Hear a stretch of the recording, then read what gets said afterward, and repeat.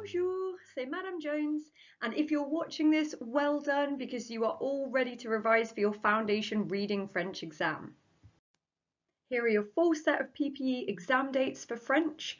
The exam that we're talking about in this video is the reading, which follows the listening on Friday the 3rd of March. This video is to help you, so you can listen to the entire thing, or you can go to a section that you think will be the most useful for you. Here are the sections in the video. We start with some general tips, then we focus on section A of the reading exam, then we look specifically at the gap fill questions before moving on to a little bit of section B. Then we will look at section C, which is translation into English, and we will finish with some literature questions. It's going to be quite a fast tour of the paper, so please feel free to pause whenever you need to and make notes. You can also pause before I show you how to complete the question and have a go at it yourself, and then listen to my advice and see whether you did the same thing as me. The most important thing is that it's useful, so use it in whichever way suits you best. The reading exam is divided into 3 sections. The one that's worth the most marks is section A. It's worth 28 out of 50 marks and the questions are all in English. Section B has questions in French, that's worth 15 marks. And finally we have section C, which is your translation into English, 7 marks.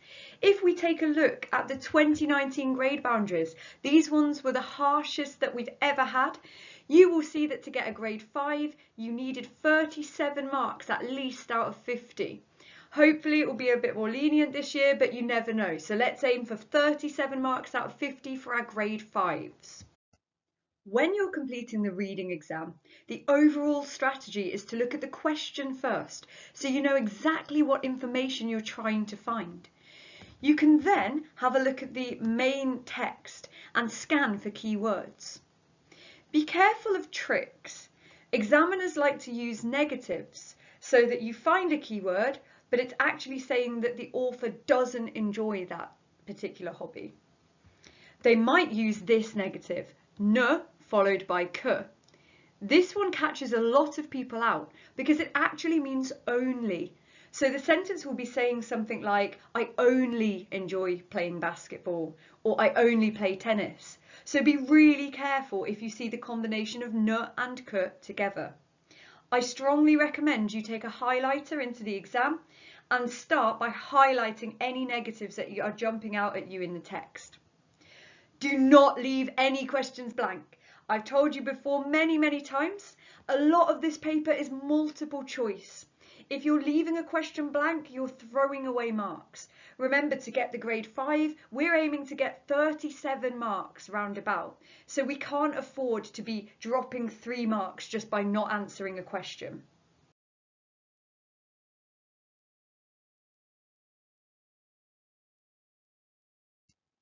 Section A is worth 28 marks. It's all in English and most of it is multiple choice.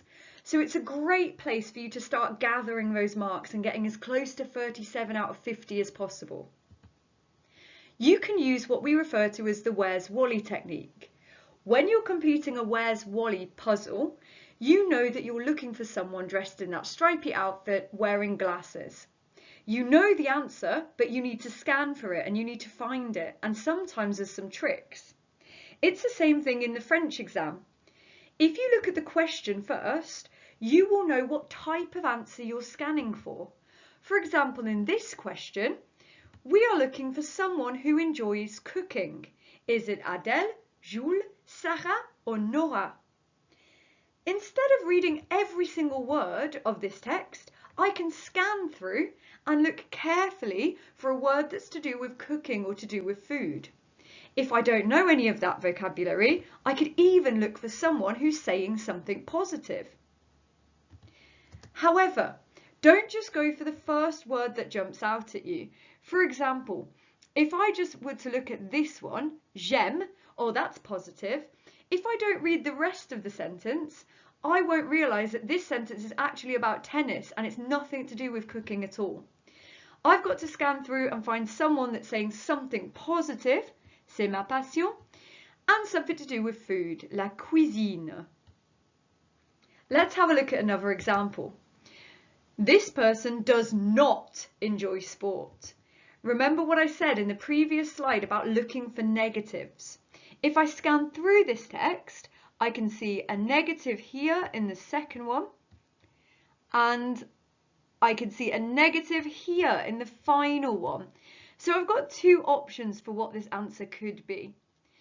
I need to go back to the question. What exactly is it that I'm looking for? It's someone that does not enjoy sport.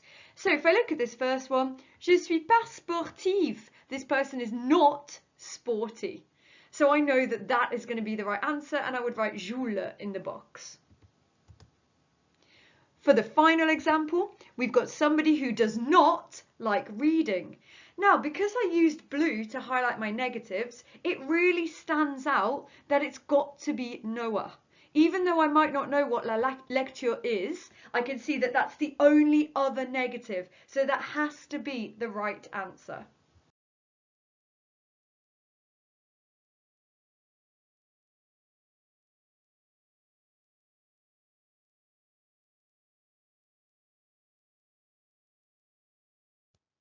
Another style of question that you will encounter in section A looks kind of like this. You have a multiple choice, you have 4 different options. Again, you can start by reading the question. So in this question, it's saying Rodney is asked to prove his nationality, open his suitcase, follow the signs, say what his job is. When we have a look at the text, we need to find somewhere where Rodney is being asked to do something. Because this is question 1, most likely it will be near the top. And if we look here, we can see the word demand. If you're demanding something, it's the same as asking something. So here it's saying they are asking me, ouvrir, ouvrir. Now, ouvrir, even if you don't know it, it matches open. And if you look, it's the one that's the most similar, isn't it? Ouvrir, open. It's not as similar to prove or follow or to say what his job is. There doesn't seem to be any job title there. And we could see ouvrir, my, something that he owns, valise. So valise must be his bag. So by looking for clues, we can work out that this is going to be the correct answer. We can narrow it down. I like to highlight when I've found where the answer is in a text or underline it, because if you do that, then you know that you've already unpacked that bit, so it's not going to help you out for one of the later answers. As I said previously, and as I say a lot in class, do not leave anything blank. The questions where you might be the most tempted to do this are the open-ended ones. However, we can all make a sensible guess without even seeing the text. For example, in this question, what did Madeleine's father think about living on a farm as a child? We don't even have the text in front of us. So imagine you might be looking at it and you can't see the answer at all. Guess something generic. For example, it was boring. Maybe it's wrong, but maybe it's right. So guess a sensible answer if you're really, really not sure. For the second one, give one reason why Madeleine would like to live in the mountains. Let's guess that it's very beautiful, because that will be a logical answer. It might be wrong, but we might get an extra point. There are some questions where you have to fill in the blank in a sentence by using some words from a box. For this type of question, it's helpful if you group the words into categories, such as times, foods, and places. If you look for similar types of words, then you will realise that there are only 4 possible answers for a sentence, or sometimes there's only even 2 possible answers for a sentence. This can help you out quite a lot. For example, if you look at the words that are circled in green, you can see that in this one, the sentence will be saying something along the lines of entry to the museum is, and you need to decide whether it's free or €5. If you've narrowed it down, you're only choosing between 2 words instead of choosing from a bigger group. So this gives you more of a chance of getting the right answer.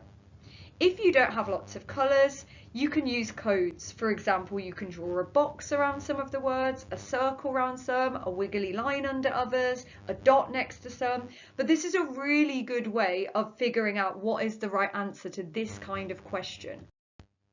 Once you've figured out your categories, it becomes very obvious which words could fit in which sentences. For example, in the first one, we know that it's talking about a date, so it's going to be Saturday or Sunday. For the second one, we're talking about something you can buy at the barbecue, so we've got chicken and we've got sausages. Entry to the festival, that's the €5 or free one.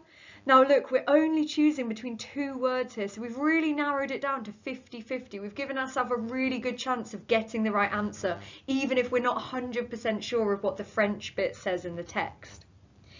D has a potential trick.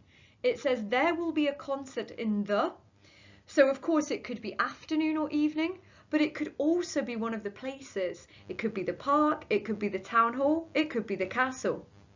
I haven't put tourist office because to me it seems less likely that there's going to be a concert in the tourist office, but I will make sure I check for it when I scan the text. And the final one, concert tickets are available at the park, at the town hall, at the castle, or this one could be tourist office if you think of the kind of place that you would go to buy something for an event. Now that we have our possible answers, we can have a look at the paragraph itself, and this will help us to choose between our options. So for the first one, we can see we've got samedi, which definitely you will know is Saturday because Sunday is the odd one out, it's dimanche. For the second one, we've got a little bit of a trick here because look, we've got the word poisson. So sometimes I've seen pupils write down fish for this one. However, that will never be the right answer because you have to choose one of the words from the box. And the only words in the box are chicken and sausages. So you could see that we've got the word poulet, so we know that it has to be chicken. Entry to the festival is, you can see the word gratuit, so we've got free. There's no mention of money in here, so that's quite easy to figure out. There will be a concert in, so we've got le soir, so that's talking about the evening there. And concert tickets are available at the Office du Tourisme, which obviously is going to be the tourist office. Now look how quick and easy it is to find our answers once we are only working with a small group of words. In section B of the reading exam, there's another one of these questions, but this time it's all in French. The sentences are in French and so are the words in the box. If you put these words in categories as far as you can and try to match them to the question, you will still have a better chance of getting the right answer than if you just randomly guess. If you want to try this one yourself, pause the video, see if you can arrange these words into categories and press play when you're ready to hear my answers. Sometimes you end up with two leftover words that you're not really sure about, so then you can probably group those ones together. Let's have a look. We have the word excellent. Notice that it has an S on the end, so whatever it's describing, there must be more than one of them. That could be a clue that could help us find out the answer. I've matched this one up with difficile, excellent, difficult. They're both adjectives, they've both got S's on the end, so they're both describing something plural. In a red group, I've got bibliothèque. Bibliothèque is the library, so I might be looking for other places. And then I find école. École is a school. École, bibliothèque, both places. In a separate category, I've got a school subject, les maths. And with that, I might also put la lecture, reading. That's a key word for you to revise because it's appeared in two different questions in this presentation so far, la lecture. So it must mean that a lot of pupils will forget that one. We've got arrêter, and we can see that it ends in an ER, so it's an infinitive, it's a verb. Can we see any other words that end in ER? We can see continuer, so we've got two verbs there and they're opposites, to continue and to stop. We've got l'avenir, which we know is talking about the future, and there we've got the opposite of the future, le passé, the past, the future and the past. And then we end up with this leftover word, le lendemain, which is actually also a time phrase. Remember, only certain words can fit in certain sentences. That's the point of categorizing them. So we need to start now looking at the sentences and looking for clues that will help us to work out which words could go in which gaps. First of all, we can make sure that we're reading for meaning. What does the sentence mean? Who is it about? What does the word just before the gap mean? So for example, in D, we have les conditions étaient. The conditions were. It has to be an adjective. It has to be something that's describing what these conditions were like.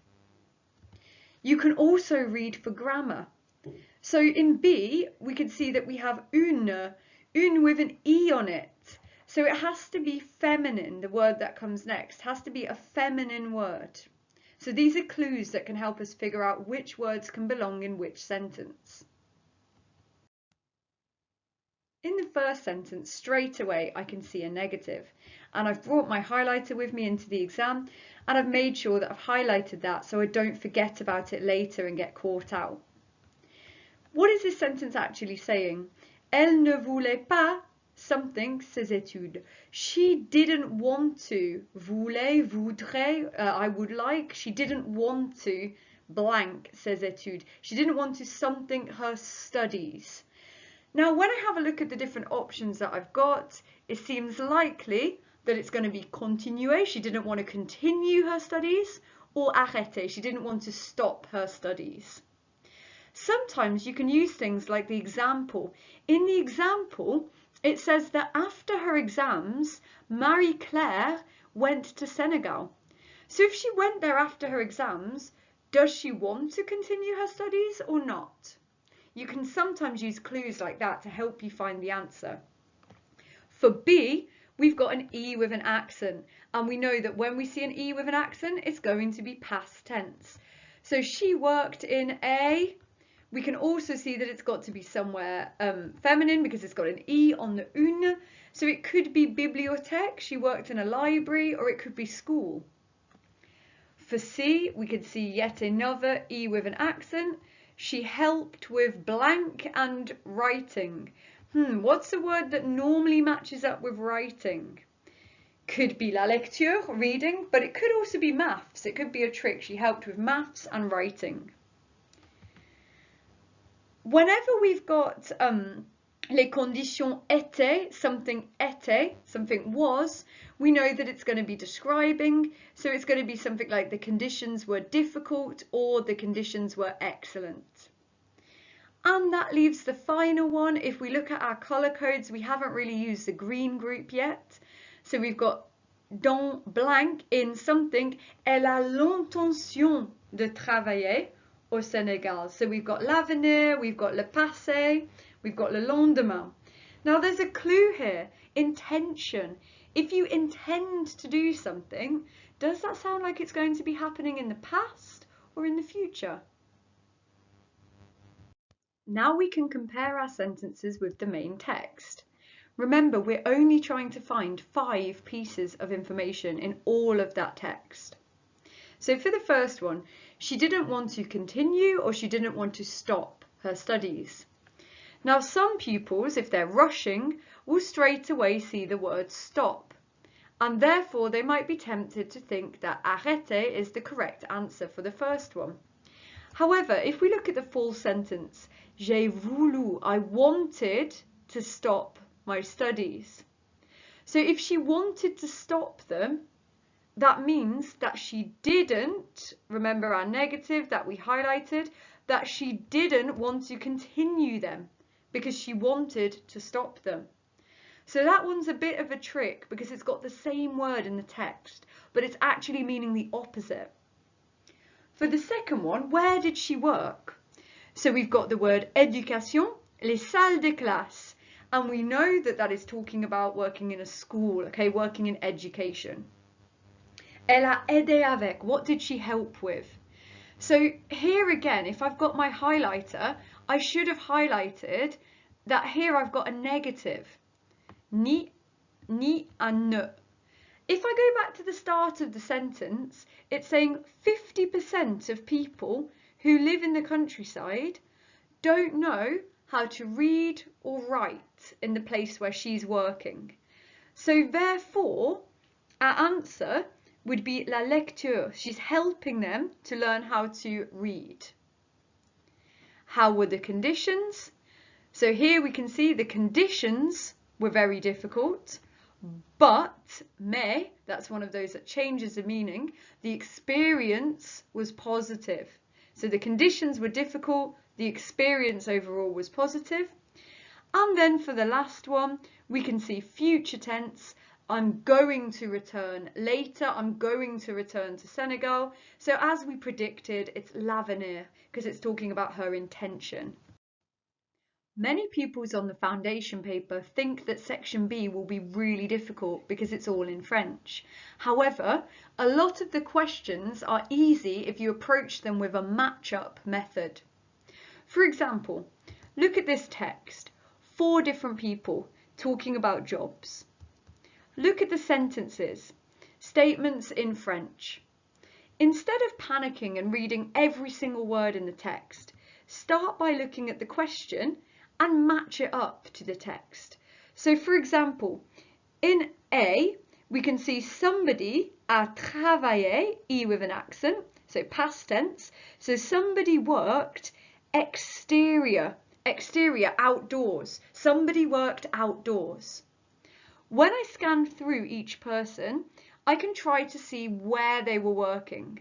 So here we've got something about a tourist office, but, so we need to be careful of that. We've got a centre commercial, a shopping centre. They don't really sound like outdoors kind of jobs. Next, we've got l'hôtel de ville, so the town hall. Again, not really outdoors. Here we've got something about working indoors, but look, we've highlighted this bit as a negative. So working indoors is not a good option for Christophe. So did he work outdoors? It's saying that his dad is a builder, so building that can be outdoors.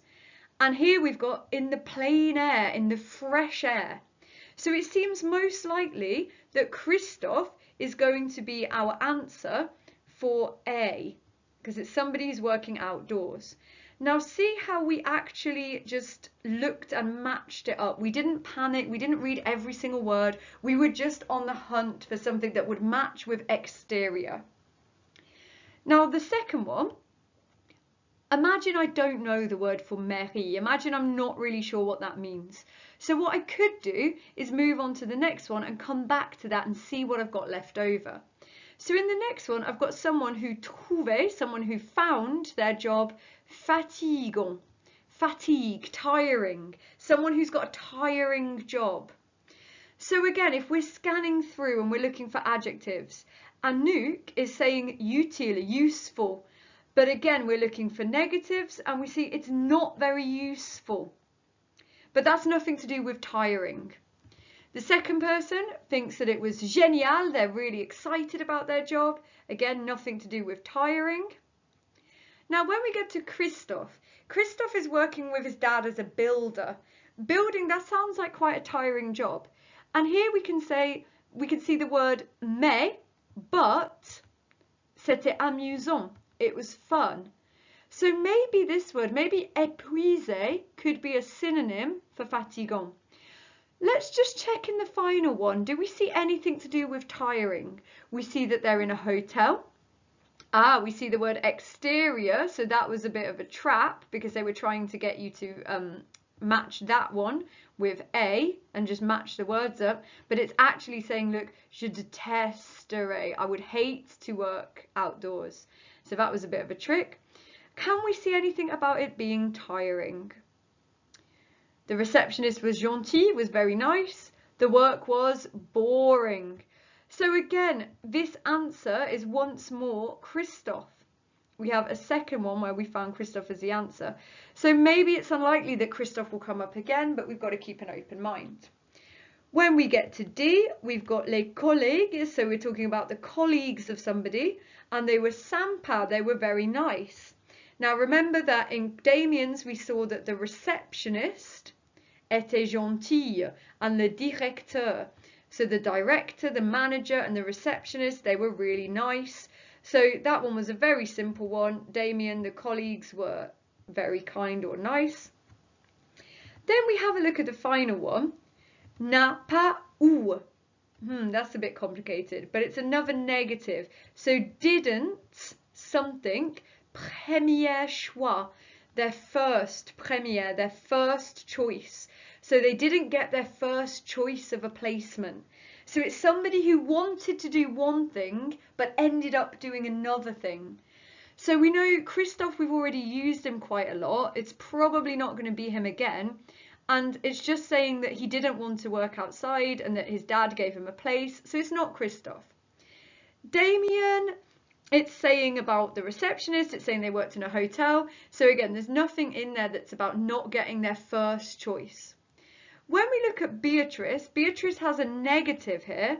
Je ne sais pas. I don't know. Je ne sais pas. Quelle carrière? I don't know which career I would like to do. So again, it's nothing to do with a choice. So that leaves us, process of elimination, that leaves us with a nuke. Now, I'm going to write a nuke here, but let's just double check that that is the right answer. So we've got j'ai voulu. Again, that's come up in a previous question, so that must be a common exam word. J'ai voulu. I wanted to do a placement in a tourist office, but other people had the same idea. So I had to find a place in a shopping centre. So now when it comes to the final one, when it comes to B, the one we left to last, we've got this word mairie. Now because we've done all the others first, we can see that we've pretty much used up all of Damien. We've used up all of Christopher. So we're finding someone who did a placement in this place called the mairie. So Anouk did it in the centre commercial, so she was in the shopping centre. So the only one we've got left, look, is Hôtel de Ville, which is town hall, which if you think about it is where the mayor might be. So by process of elimination, our leftover one is Beatrice. And you might just randomly guess Beatrice if you haven't used her for any of the other questions. Remember to look out for tenses. If you've got E with an accent, you're looking for something in past tense. If you've got je vais or je voudrais or à l'avenir, you're looking for future tense. The final part of the reading exam is a translation question. It looks like this. Remember, if you do a first draft of this early in the test, so for example, you start by completing a couple of questions in section A and then you have a go at the translation, this would be a good idea because then you can reread your first draft at the end of the test and make sure that the English makes sense. Because sometimes when we're translating, things can get a little bit muddled up between the two languages. The biggest mistake that pupils make with the translation is they start looking at it word by word and they don't think about the overall meaning of each sentence. You cannot translate word by word. If you do that, you end up with a very confusing and messy translation. For example, in this sentence, I have the hair blacks. We know that in French, adjectives normally go after the word that they're describing. So you really needed to look at the whole chunk and translate it all together. I recommend breaking down the paragraph into sections using the commas and full stops. As it's worth 7 marks, you should look for 7 sections. For example, I would break this paragraph up in the following way. Once I've done that, I can gather information section by section. So instead of looking at it word by word, I can look at the entirety of the first section and I can realise that I understand the word I can understand Italian and I can understand university. So what could that section be telling me? It could be, I study Italian at university, I learn Italian at university, I am studying Italian at university. This would be a logical translation of that chunk. When you look at the section of writing instead of just individual words, you've got more of a chance of guessing what that section means from the context. And if you ask yourself these questions, you can find out the information a lot easier. For example, who is doing the action? In this one, it's I. Are there any time phrases? In this one, no. Which tense is being used? There are no strange endings, so we can assume it's just present tense. Are there any negatives? No. Are there any small but deadly words? No. And what is the overall gist? So as we said, it's something to do with Italian at university. So it's probably I learn Italian at university, I study Italian at university. That will be the most logical answer. If we have a look at another example, Mon frère ne veut pas rester au collège. Who is doing the action? My brother. So it's a sentence about my brother. Do we have any time phrases? No. What tense are we using? Again, it's just a very simple present tense. There's no E with an accent, there's no AIS. Are there any negatives? Yes. So my brother doesn't something. Il ne veut pas rester au collège. Rester, to stay. He doesn't want to stay at school. In this one, il va faire un apprentissage. Who is doing the action? It's he. No time phrases. Now this is a different tense. Il va. Je vais, tu vas, il va. He is going to do, future tense, he's going to do an apprenticeship because he doesn't want to stay at school. Now if you look back, it makes sense, it's logical. My brother doesn't want to go to school, he doesn't want to stay at school, he's going to do an apprenticeship. Je suis allé en Espagne. Straight away we need to be careful of this one because it's got E with an accent, so it's past tense. The examiners are looking to see if you know that. I went to Spain. Pour pratiquer mon espagnol, my Spanish, to practice my Spanish. Si on parle une autre langue, si is one of those small but deadly words. It means if. If we can speak another language, on peut travailler dans un pays différent.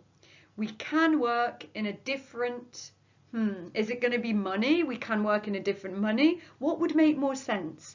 If you speak another language, you can work in a different country. Let's have another look at this one from earlier. Remember, 7 marks, 7 sections. So you can pause here and split it up for yourself. I've split it up like this.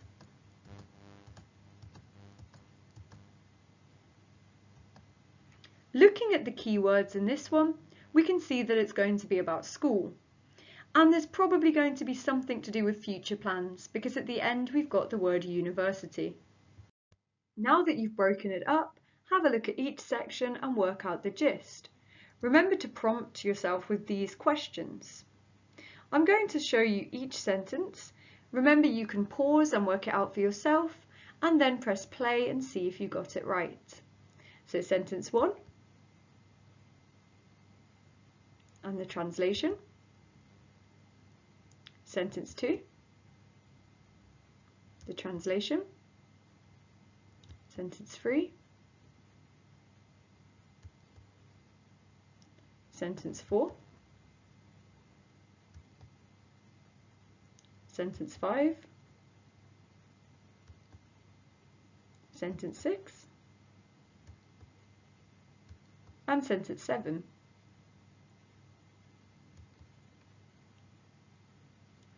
Again, remember, if that was very fast, go back, pause, work it out for yourself, see if you can translate each sentence. Some of the questions in the reading exam are literature questions. Even though they are taken from French novels, they've been adapted to be suitable for GCSE level. Just treat them the same as other reading questions. So for example, in this one, we have a little bit of information at the top. Make sure you read this. Marcel, 11 years old, tells his family about meeting a girl called Isabel. This way you have some context. You kind of know what the passage is going to be. So we treat these just the same as other reading questions. We don't read through every single detail. We look at the question and we find out what it is we're looking for. So in question 1, we're looking for a number and we're looking for Isabel's age. We can see clearly early on that elle a 12 ans. It's always worth revising your numbers before an exam. 12, 12 years old. A very, very easy question, even though it looks daunting because it's a literature question. For the second one, Marcel says that the girl... Now, remember, you can always put the words that you know at the side, and that might help you to match them up a bit easier. So in this one, we've got small, petite, fair hair, something to do with cheveux perhaps. Pretty, we could have belle or jolie, and the sense of humour, amusant, drôle, marrant, something like that. So we can see on the second line, elle est très jolie. So it's going to be C is pretty. So these two questions were very straightforward if you didn't panic and you looked at the question first and you just hunted for the right answer. Let's have a look at the later questions. So here we have Marcel says Isabel's father. So we're not looking for something to do with Isabel, we're looking for something to do with the father. Looks like Isabel, has brown hair, writes poetry, is a friend of his uncle's.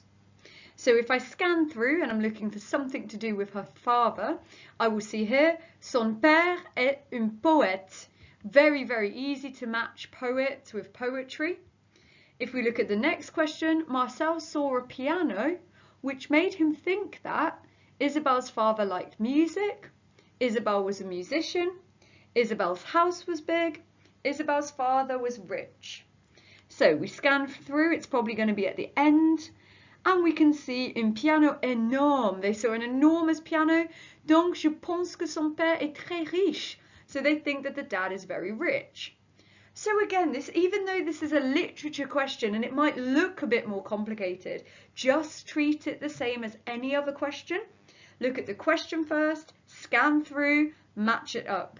Make sure you've read around the text so you're not just randomly matching words, you're matching it to the correct bit of information. And do you remember earlier I mentioned that you should start section C early in your test and come back to it at the end? This is why.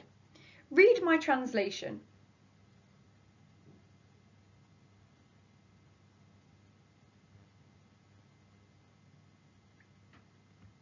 Does this sound like something that you would hand in to your English teacher?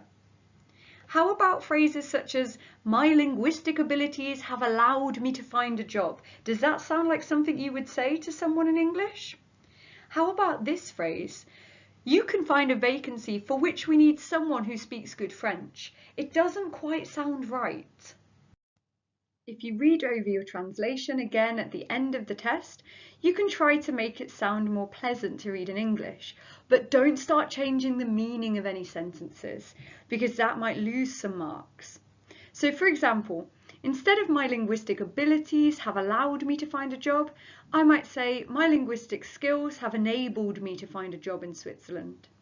Instead of saying you can find a vacancy for which we need someone who speaks good French, I could say you can find a vacancy which requires someone who speaks French well. That sounds a little bit more natural. Always leave time at the end of the reading paper to read through your translation. And if you've left any gaps, make a sensible guess. Think about what would fit in the paragraph that you're writing. So the only thing left to say is bon courage.